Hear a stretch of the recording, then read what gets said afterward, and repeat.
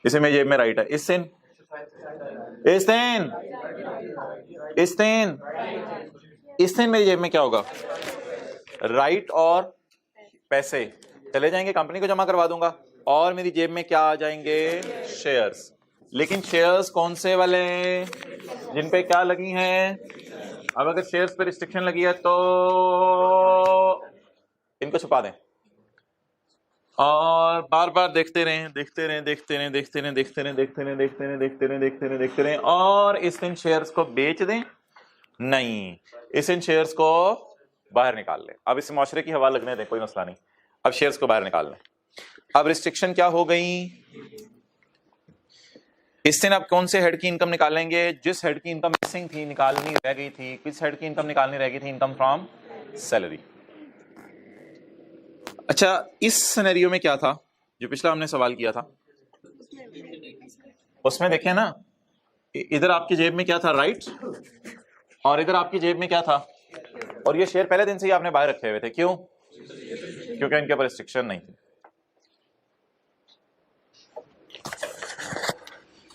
चलें, अच्छा fair value किस दिन की ली आपने, ये जरा हाईलाइट में कर रहा हूं, 31 अगस्त 13 की फेयर वैल्यू नहीं ली क्योंकि रिस्ट्रिक्शन है, ये तो वैसे ही ईयर एंड की फेयर वैल्यू है 30 जून 14, ये भी नहीं ली। किस दिन की फेयर वैल्यू ली है, जिस दिन क्या रिलीज हुई, चलें जी पढ़ लें अब लॉ की provision.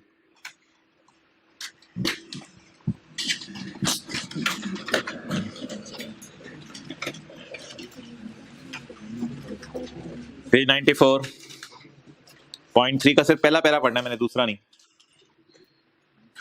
Where shares are issue to an employ under an, जहां शेयर एम्प्लॉय को इशू हो किस स्कीम के तहत, under an employ share scheme, and there is a restriction on transfer, nothing will be added in the income. Where shares are issued to an employee under an employee share scheme where there is a restriction on transfer, nothing will be added in income, nothing will be, income में कुछ भी add नहीं होगा।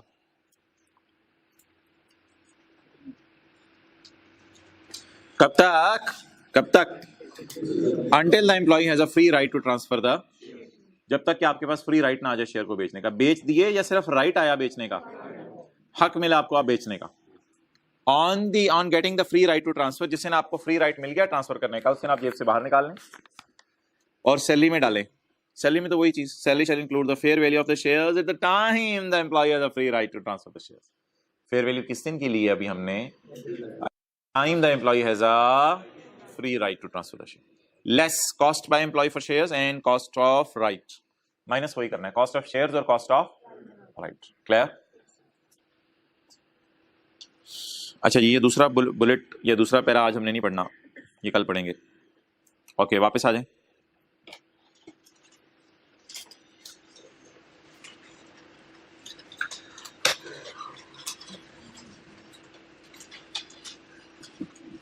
अच्छा चलिए, एक मिसाल है वो इधर ही नोट कर लेते हैं।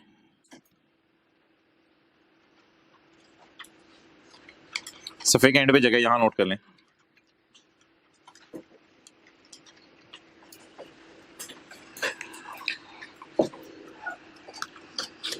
Umar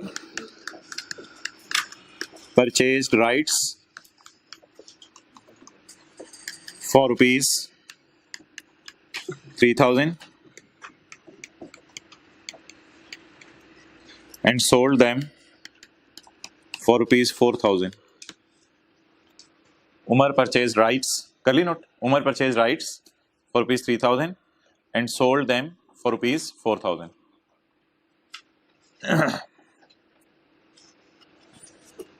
अच्छा, ये एक अजीब सा सिनेरियो है, ये जरा समझना है।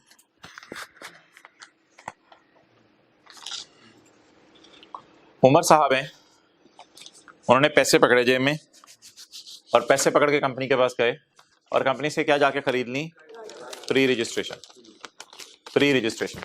कंपनी से खरीद ली। अब कोई और एम्प्लॉइज को मिला, उसने कहा यार प्री रजिस्ट्रेशन सुना है तूने शेयर्स में करा दी है, इसने कहा हाँ। यार कोई इरादा है तेरा शेयर खरीदने का, इसने कहा नहीं यार पैसे अरेंज नहीं हो रहे, शेयर खरीदना मैं तो सोच रहा हूं ना खरीदूं।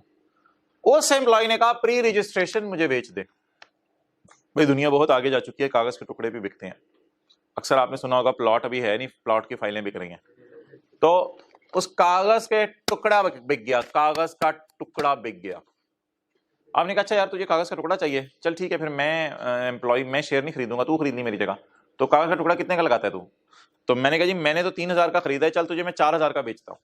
तो मैंने ये कागज का टुकड़ा जेब से निकाला, अगले एम्प्लॉय को 4000 का दिया और अपनी जेब में पैसे डाले और घर आ गया। तो मोहतरम अब ये शेयर बिके हैं या कागज का टुकड़ा बिका है?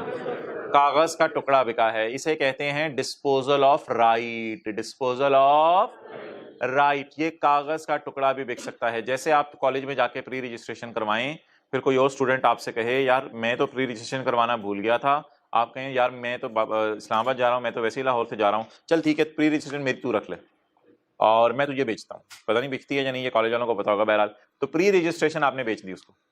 तो प्री रजिस्ट्रेशंस भी बिकती हैं, कागज के टुकड़े भी बिकते हैं। अब मोहतरम इसका सोल्यूशन सिंपल होगा। इनकम फ्रॉम सैलरी की हेडिंग देंगे A minus B, where A is the consideration and B is the, तो 1000 रुपया इनकम फ्रॉम सैलरी में चला जाएगा। ये इसका सोल्यूशन है।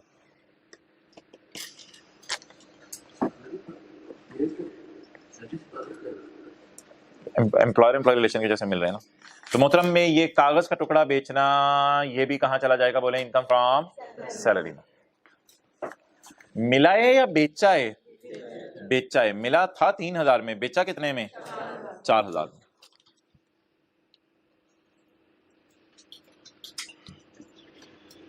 तो साथ वाले की तरफ से हाथ से इशारा करके रशीद प्री रजिस्ट्रेशंस भी बिकती हैं। करें करें करें उसकी तरफ इशारा करके, रशीद प्री रजिस्ट्रेशंस भी बिकती हैं। करें करें करें करें जल्दी। रशीद राइट भी बिकते हैं, राइट भी बिकते हैं रशीद। घर में जाए को बंदा ढूंढे ऑनलाइन वाले, जल्दी करें छोटे भाई, राइट भी बिकते हैं। शेयर नहीं, राइट राइट बिक रहे हैं।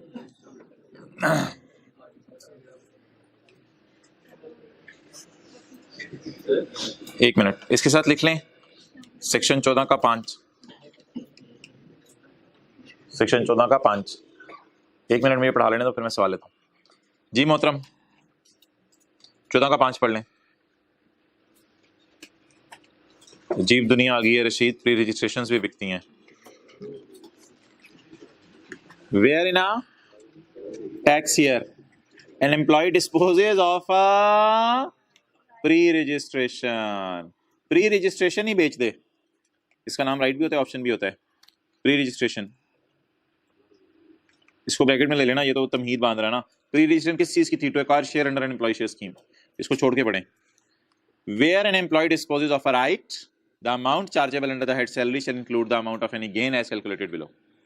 A minus B, where A is the consideration received for disposal of right and B is the employees, यानी कि formula for disposal of right is consideration received minus cost of right. अच्छा इधर क्या खरीद रहे थे आप? इधर देखिएगा, ये हेडिंग जरा पढ़ें। इधर क्या डिस्पोजल किया आपने? राइट की, या सेल ऑफ राइट। इधर क्या था? एक्सरसाइज ऑफ राइट, यानी परचेज ऑफ शेयर्स, यानी कंपनी शेयर इशू कर रही थी। थोड़ी देर पहले क्या हो रहा था? आप जाके राइट जमा करा रहे थे और राइट बेच नहीं रहे थे किसी को, राइट कंपनी को जमा करा रहे थे और शेयर खरीद रहे थे। उसमें आगे दो सूरतें थी, एक में आपको शेयर मिले थे और कोई रिस्ट्रिक्शन नहीं थी, और एक में शेयर मिल गए थे और रिस्ट्रिक्शन लगी हुई थी। क्लियर जी? आपको सवाल पूछ रहा था।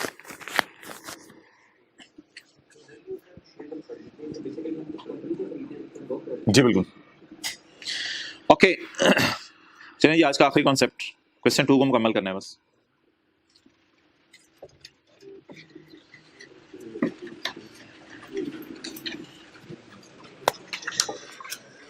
ओके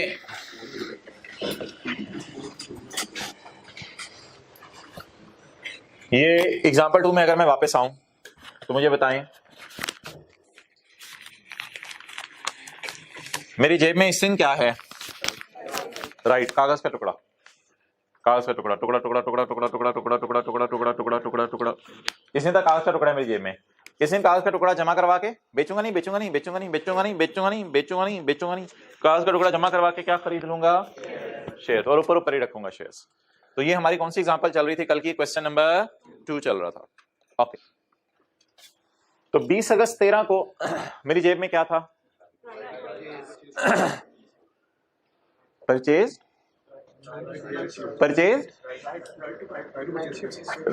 राइट थे ना बस मेरी जेब में, राइट बोलो, राइट थे मेरी जेब में, मैंने परचेज किए हुए थे राइट।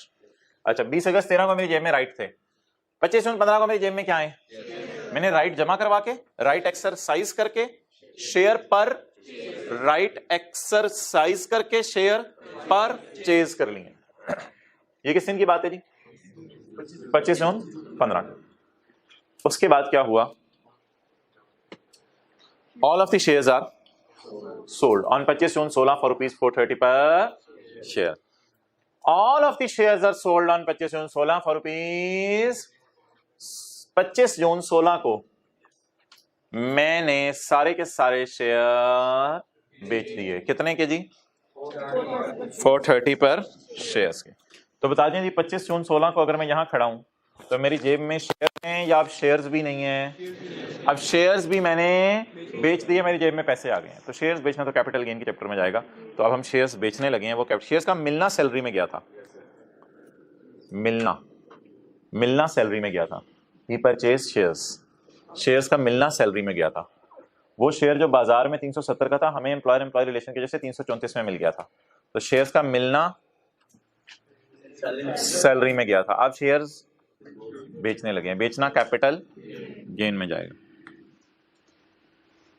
चलें जी, इवेंट का नाम बताएं इस दिन और बता दें शेयर्स सोल्ड, शेयर्स बेच दिए।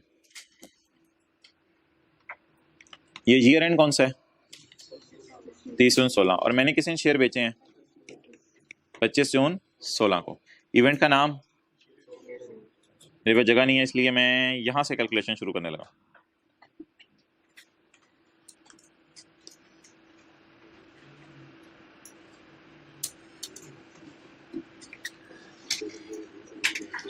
ओके, कितने के बेचे हैं जी शेयर्स?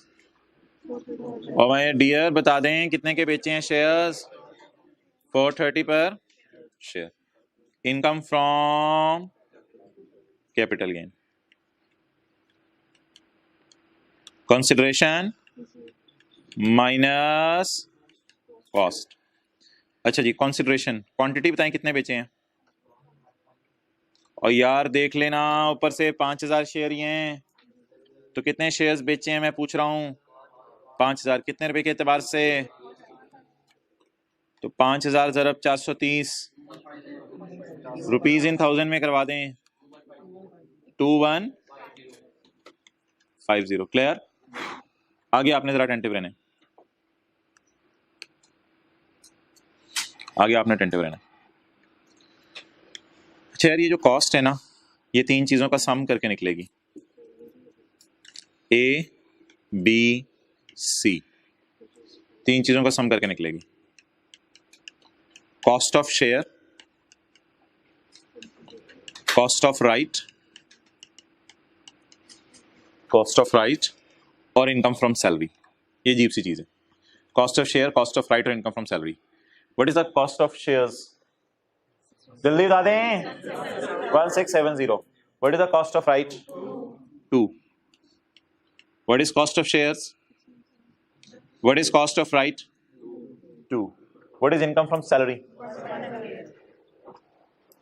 ये देखे ना, इनकम फ्रॉम सैलरी कितनी? 178। ये 178 इनकम फ्रॉम सैलरी में गया था।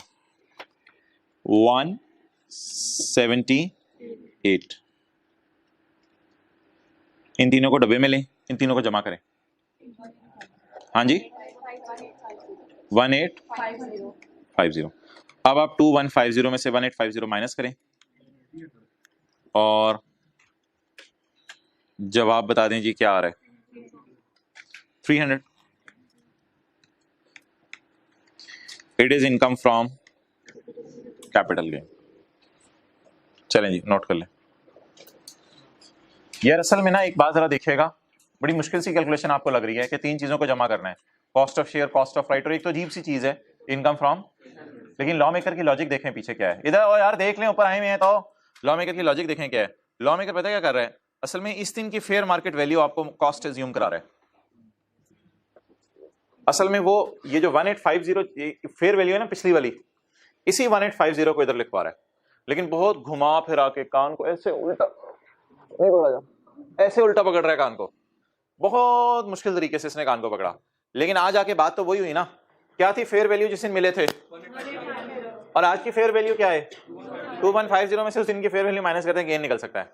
लेकिन बड़े औखे तरीके से उसने क्या कहा, और ये देख लें, ये मैथमेटिकली भी तो ये बात सही है ना कि fair market value minus cost is equal to income from salary.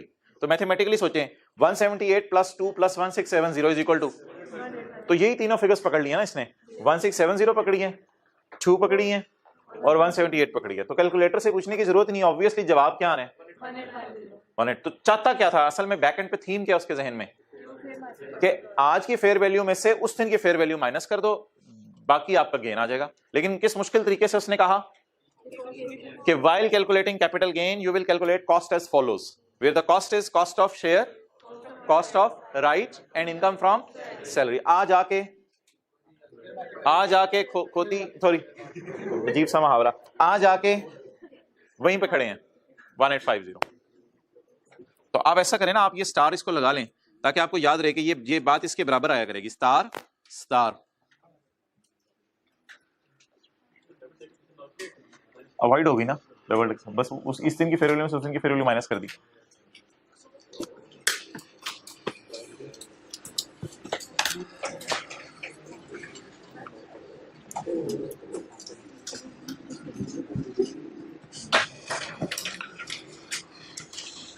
जी अब इसको पढ़ें,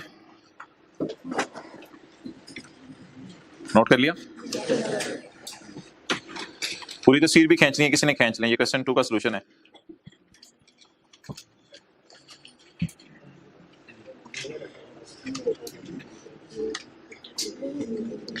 ओके लेट्स मूव नेक्स्ट, इसकी इंग्लिश पढ़ लें।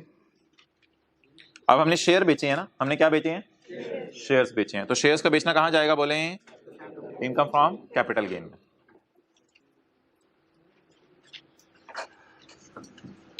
बताएं जी क्या लिखा हुआ है, ओए किधर है, हाँ ये पेज कौन सा है, 90, पेज 95 पे आ जाए।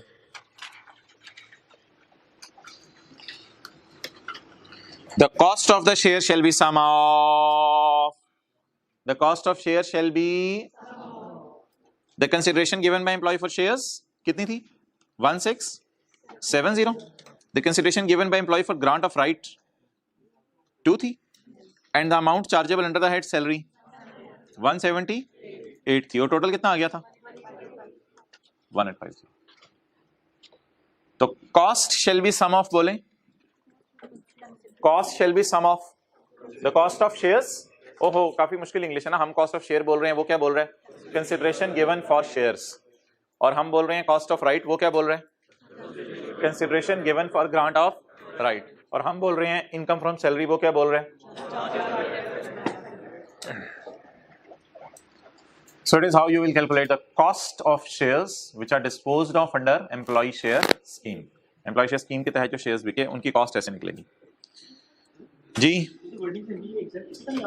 जितना हो सकता है कोशिश करें। अच्छा मोहतरम आए आप पेज नंबर 99 पे।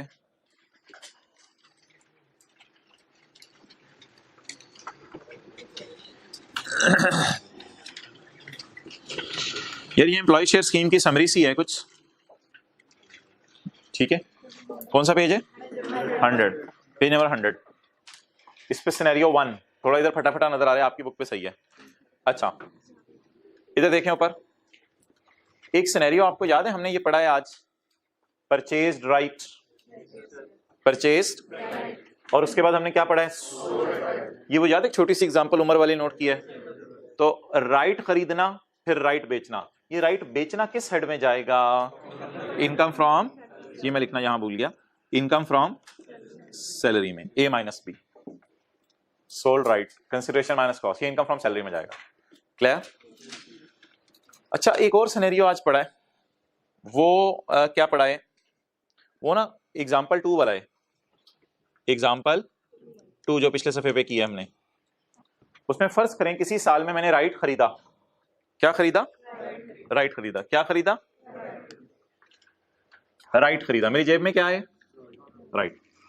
फिर मैंने इस दिन जाके ये छोड़ें, ये क्या है, इसको छोड़ें, इस दिन जाके मैंने राइट, यानी ये इधर देखें ना, इधर देख लें, मैंने क्या खरीदा, राइट एक्सरसाइज किया, या मैंने, कई दफा ऐसा भी हो सकता है receive share free of cost, मुझे शेयर फ्री ऑफ कॉस्ट भी दे सकती है कंपनी, या company issued shares without restriction, with restriction नहीं कह रहा मैं, विदाउट रिस्ट्रिक्शन, कोई रिस्ट्रिक्शन नहीं है इन पे, तो इस दिन तो मैं जेब में शुरू से ही इधर इधर रखूंगा।